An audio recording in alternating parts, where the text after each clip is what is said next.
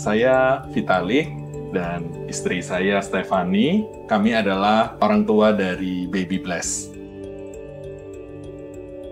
Ya, Baby Bless dilahirkan di FK Hospital tanggal 20 Mei 2023 dan kemudian dirawat di NICU selama 25 hari dan kemudian dipindahkan ke perinatal selama 38 hari. Jadi totalnya ada 63 hari.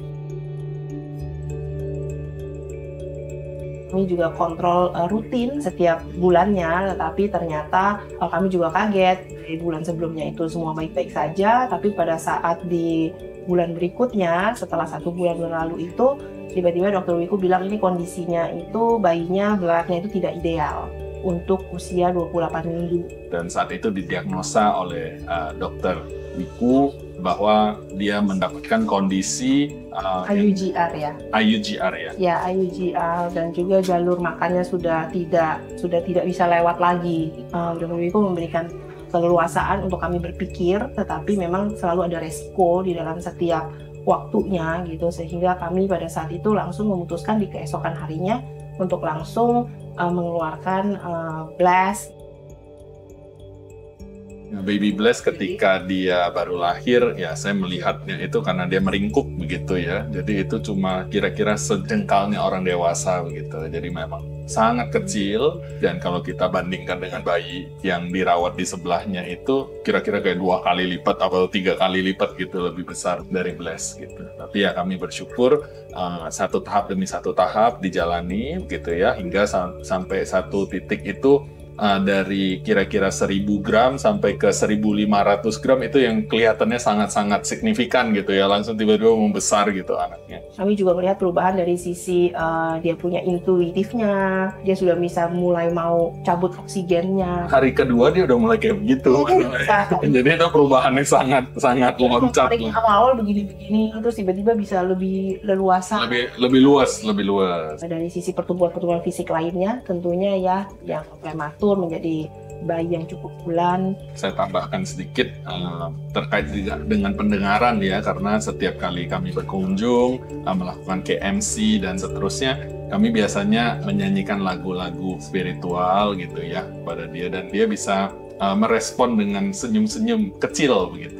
Ya, untuk para orang tua yang mungkin pernah ada kejadian juga, misalnya di tempat lain bayinya tuh beratnya tuh sangat rendah. Kadang-kadang tuh ada kekhawatiran pastinya. Apalagi anak pertama ya gitu. Jadi saya pikir alangkah baiknya kita memberikan kepada yang memang sudah berpengalaman, yang sudah expert, yang sudah tahu bagaimana tuh harus membawa anak ini dalam tumbuh kembang yang baik. Karena masa-masa itu kan masa-masa yang sangat penting ya untuk bayi itu tuh berkembang dari sisi otaknya, dari sisi segala sesuatu motoriknya. Jangan sampai itu tuh terlambat. Jadi kalau sesuatu itu terlambat ya sangat disayangkan sekali. Lebih baik kita berjaga-jaga karena kita nggak pernah tahu what will happen, karena kita tidak belajar di sana ya. Tetapi ada suster yang selalu standby, dokter jaga yang selalu ada 24 hour yang siap untuk menjawab setiap pertanyaan dan memberikan kita update. Juga dokter-dokter spesialis lainnya. Jadi kita tuh sangat tenang lah selama Baby Bless ada di NICU itu, kami sangat-sangat percaya dan sangat tenang. Susternya juga sangat-sangat sayang semuanya sama Bless. Kami merasa malah Bless ini secara emosional dia jadi lebih bubbly mungkin ke depannya karena setiap hari dipegang suster yang berbeda. Menurut saya sangat baik juga ya, karena rangsangan terhadap otaknya kan pasti gitu. Ya, mungkin buat para orang tua ya tetap semangat, harus jaga ketenangan hati, tidak perlu khawatir, dan support terus tindakan-tindakan yang dilakukan. Percaya tiba waktunya anak-anak akan pulang dalam keadaan sehat. Semangat!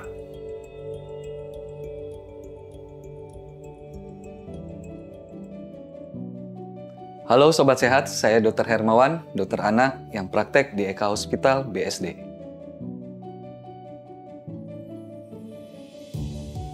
Ya, jadi bayi prematur itu sebenarnya jarang terjadi. Di teori, 1000 persalinan hanya 1% saja yang masuk NICU, jadi sangat sedikit. Tetapi kadang-kadang pengaruh daripada kondisi ibunya atau pengaruh daripada penyakit ibunya sehingga kita tidak bisa mempertahankan bayi sampai cukup bulan. Ya, kejadian daripada bayi Bless ini memang sudah mulai ada kontraksi. Dan juga yang saya tahu udah mulai terjadi ketuban pecah dini. Mau nggak mau kita harus terminasi. Yang menentukan untuk terminasi atau bukan adalah dari dokter kandungannya. Untuk bayi blast ini memang kalau dilihat dari grafik Fenton itu adalah grafik pertumbuhan untuk bayi-bayi prematur. Dia umur 28 minggu dengan berat badan 790 memang agak sedikit kecil. Jadi waktu kita tolong itu, kita inform consent ke keluarganya. Apa yang harus kami lakukan, apa yang terjadi dengan bayi blast, bagaimana prognosisnya. Ya, puji Tuhan, anugerah Tuhan. Akhirnya kita bisa tangani dengan baik, dan juga bayi blast bisa pulang di keluarganya dengan tidak ada kekurangan apapun. Bayi blast merupakan bayi prematur. Jadi pastikan dia bernapas. Makanya setiap dokter anak pada saat bayi prematur lahir, kita harus lihat ada gerakan napas atau tidak, menangis atau tidak. Setelah itu kita lihat ada gangguan pernapasan nggak? Seperti bahasa kedokterannya retraksi, napas cepat. Dilihat lagi dengan oksigen saturasi. Oksigen yang diterima oleh tubuh bayi prematur itu cukup atau tidak. Kalau misalnya terjadi kekurangan, kita harus lakukan namanya resusitasi. Resusitasi itu membuat seoptimal mungkin, semaksimal mungkin untuk oksigenasi ke jaringan, terutama jaringan otak, jantung, maupun anak ginjal. Banyak faktor, misalnya dari ibu, ada terjadi misalnya preeklamsi. Preeklamsi itu tekanan darahnya tinggi, badannya si ibu bengkak, diperiksa urin, ada protein positif. Atau terjadinya eklamsi, itu lebih berbahaya lagi, ibunya kejang. Yang kedua, ketuban pecah dini. Ketuban itu kan layer, lapisan untuk supaya bayi itu tidak kontak dengan udara luar.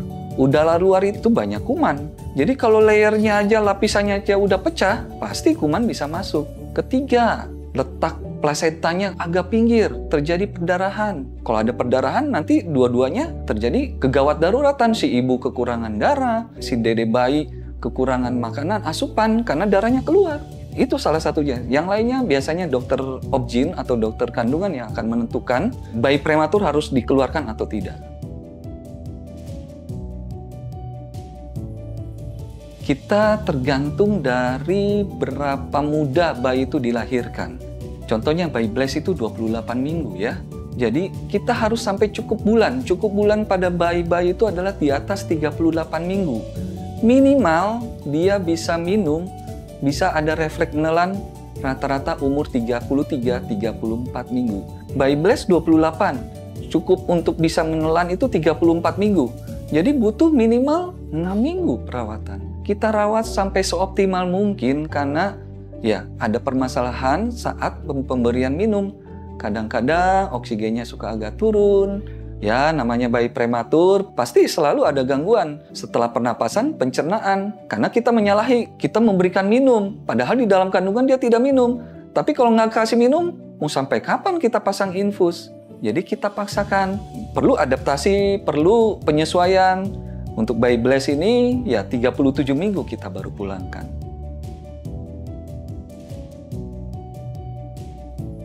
Semua bayi, mau prematur, mau matur, periksa telinga. Karena telinga itu untuk perkembangan. Bagaimana anak atau bayi bisa bicara kalau dia tidak bisa mendengar dengan baik. Yang kedua, itu mata, yang kita sebut retinopathy of prematurity. Semua bayi-bayi di bawah 1.500 atau di bawah 34 minggu, pastikan matanya ada masalah atau tidak. Bayi blast kita lakukan pemeriksaan dan hasilnya baik. Kebetulan pada saat kita lakukan pertolongan, persalinan, memang kita evaluasi untuk jantungnya apakah ada kelainan atau tidak. Karena terlalu kecil, 28 minggu dengan berat badan 790, kita screening untuk jantung. Dan puji Tuhannya hasilnya juga baik. Untuk pemeriksaan USG, kepala, itu biasanya kita nggak lakukan secara rutin kecuali kalau ada indikasi. Misalnya infeksi berat, sampai ada perdarahan, atau ada kejang. Untuk bayi blast, karena nggak ada infeksi yang terlalu berat, tidak ada riwayat kejang, kita tidak lakukan pemeriksaan USG kepala. Jadi biasanya untuk ibu hamil pemeriksaan rutin minimal setiap bulan ya untuk lihat kondisi kandungan, kondisi janin, ke dokter kandungan. Untuk makanan, pastikan makanan yang pasti sehat. Kalau boleh saya sarankan, untuk ibu hamil jangan terlalu banyak jajan. Yang paling penting adalah makanan di rumah. Karena makanan jajan itu kalau ditemukan pasti terlalu banyak garam, terlalu banyak MSG. Kalau garam terlalu tinggi bisa menyebabkan terjadinya preeklamsi, terjadinya tekanan darah tinggi. Salah satu yang tadi saya sebutkan untuk terjadinya persalinan prematur adalah dari preeklamsia. Jadi makanan sehat perlu dijaga. Makanan sehat bisa dijamin adalah makanan buatan sendiri karena kita tahu apa yang kita buat. Kalau dari jajanan keluar kan ya yang penting banyak yang suka. Banyak orang yang suka belum tentu itu sehat. Itu mungkin saran dari saya yang bisa saya sampaikan.